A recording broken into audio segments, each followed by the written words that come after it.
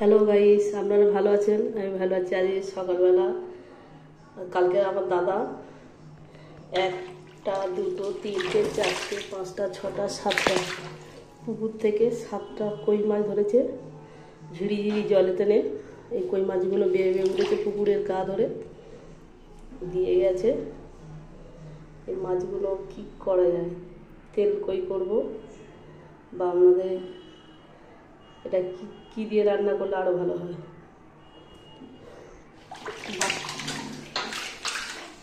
মাছগুলো দেখছেন কত বড় সাইজ, 3 পিস দাগা হবে একটা করে কই মাছে।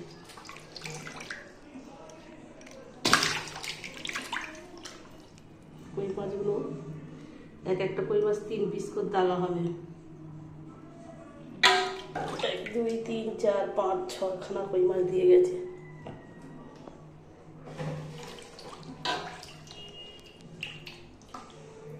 বড় বড় কই মাছ।